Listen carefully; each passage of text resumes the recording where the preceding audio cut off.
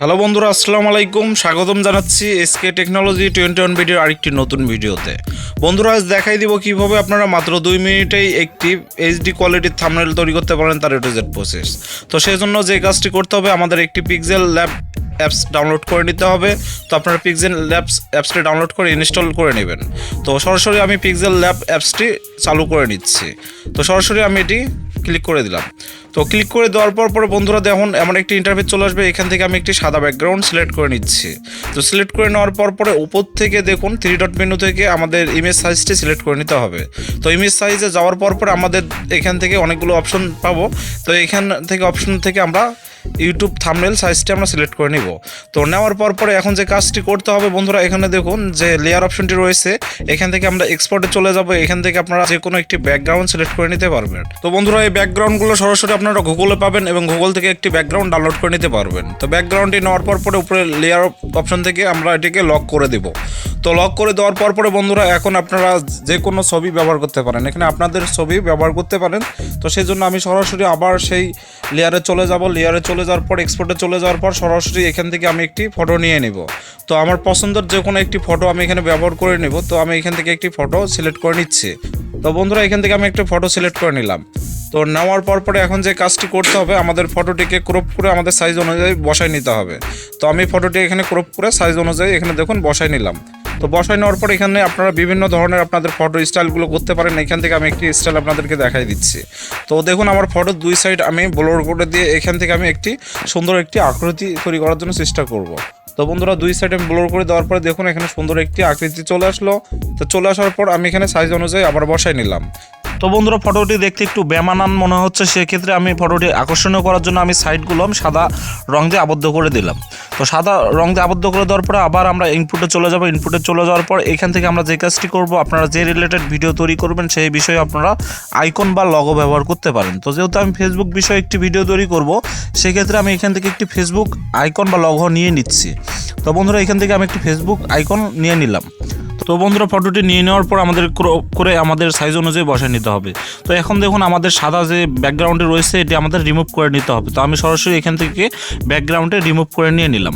তো নিয়ে নেওয়ার পরে আমাদের সাইজ অনুযায়ী উপরে এটি আমাদের জায়গা মতো বসায় নিয়ে নিতে হবে। তো আমি এখানে বসায় নিয়ে নিলাম। তো নিয়ে নেওয়ার পরে বন্ধুরা এখন আমাদের এফ বাদে যে বাকি অক্ষরগুলো রয়েছে, তো এখানে দেখুন ACEBOOK। তো এটি নেওয়ার পরে আমাদের সুন্দরভাবে আবার সেই এফের সঙ্গে এটিকে আমাদের সুন্দরভাবে বসায় নিতে হবে। তো আমি এটিকে সুন্দরভাবে বসায় নিয়ে নিলাম। তো নিয়ে নেওয়ার পরে এখন আমাদের যে কাজটি করতে হবে, তো আমি ভিডিওটি বানাচ্ছি ফেসবুক প্রোফাইল লগ।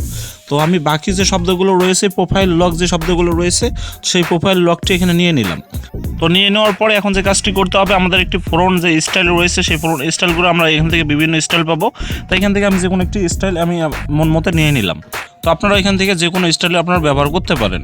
তো এখান থেকে নিয়ে নেওয়ার পর আমি যে ফ্রন্ট যে শব্দগুলো রয়েছে এগুলো লাল কালারে দিয়ে দিলাম এবং সাইড যে ব্যাকগ্রাউন্ড রয়েছে সেই সাইড ব্যাকগ্রাউন্ডে আমি সরাসরি হলুদ একটি ব্যাকগ্রাউন্ড নিয়ে নিলাম। তো নিয়ে নেওয়ার পর যে ফ্রন্টের যে কালারগুলো রয়েছে তার সাইড দিয়ে আমি একটি কালো কালার বসাই দিচ্ছি। তো কালার বসাই দেওয়ার পর এখন যে আমাদের কাজটি করতে হবে, এটা আমাদের জায়গা মতো বসাই নিতে হবে। তো আপনারা সুন্দরভাবে আপনাদের পজিশন মতো আপনাদের মন যেখানে চাবে আপনারা সুন্দরভাবে সেখানেই বসাই নেবেন। তো বন্ধুরা, বসানো হয়ে গেলে এখন যে কাজটি করব, এখন আমাদের যে মোবাইল রিলেটেড আমরা যে বিষয়ে ভিডিও তৈরি করতেছি সেই বিষয়ে আমরা একটি ফটো ব্যবহার করতে পারি। তো সেই ক্ষেত্রে আমরা একটি মোবাইল লক প্রোফাইল লক যে রয়েছে সেই প্রোফাইল লকের একটি স্ক্রিনশট রয়েছে। তো সেইখান থেকে সেই স্ক্রিনশটটা আমি সুন্দরভাবে নিয়ে নেব। তো স্ক্রিনশটটি নিয়ে নেওয়ার পর এটি আমাদের ক্রপ করে আমাদের নিতে হবে এবং ক্রপ করে সাইজ অনুযায়ী আমরা এটিকে সুন্দরভাবে বসাই নিব। তো বসাই নেওয়ার পর এখন আমাদের সাইজ অনুযায়ী এটিকে আমাদের বসাই নিতে হবে। তো আমি এটিকে সুন্দরভাবে বসাই নিয়ে নিচ্ছি। তো বসাই নেওয়ার পর এটি আমাদের বসানো হয়ে গেলে এখন যে কাজটি করতে হবে, এটিকে আকর্ষণীয় করে তুলতে বা মোবাইল রিলেটেড ভিডিও সম্পর্কে যদি আমরা কারোর কাছে তুলে ধরতে চাই, তো অবশ্যই আমাদের একটি মোবাইল ফ্রেম ব্যবহার করতে হবে। তো এখান থেকে একটি আমি মোবাইল ফ্রেম এটিতে ব্যবহার করে নিচ্ছি। তো বন্ধুরা, মোবাইল ফ্রেম আমরা সুন্দরভাবে এখানে বসাই নেব। আপনারা সুন্দরভাবে সাইজ অনুযায়ী আপনাদের মোবাইল ফ্রেমটি এখানে সুন্দরভাবে বসাই নেবেন। তো বন্ধুরা, এখানে বসানো হওয়ার পর আমাদের যে বাকি ফোনগুলো রয়েছে বা আমরা কি বিষয়ে আমাদের ভিউয়ার্সদের কাছে তুলে ধরতে চাচ্ছি সেই বিষয়ে যে বাকি ফোনগুলো রয়েছে সেই বাকি ফোনগুলো আমরা এখানে সুন্দরভাবে বসাই নেব এবং আমরা আমাদের মনের মতো এখানে আমরা স্টাইল বসাই নেব। তো আমি এখানে আমার মনের মতো এটাকে সাজাই নিচ্ছি।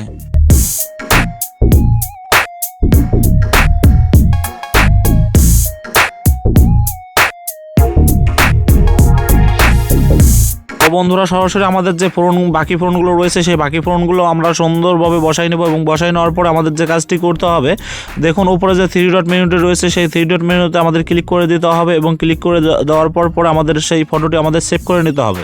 তো সরাসরি আমি উপরে 3 ডট মেনুতে একটি ক্লিক করে দিলাম। ক্লিক করার পর দেখুন এখানে এক্সপোর্ট ইমেজ নামে যে অপশনটি রয়েছে, তো সরাসরি আমি এটাতে একটি ক্লিক করে দিলাম। তো ক্লিক করে দেওয়ার পর এখানে পিএনজি রয়েছে, আমরা সরাসরি পিএনজি চালু করে নিলাম এবং নেওয়ার পরে এখানে দেখুন কাস্টম যে অপশনটি রয়েছে এটাকে আলটা করে দিলাম। আলটা করে দেওয়ার পরে আমরা ফটোটিকে সেভ করে নিয়ে নিলাম।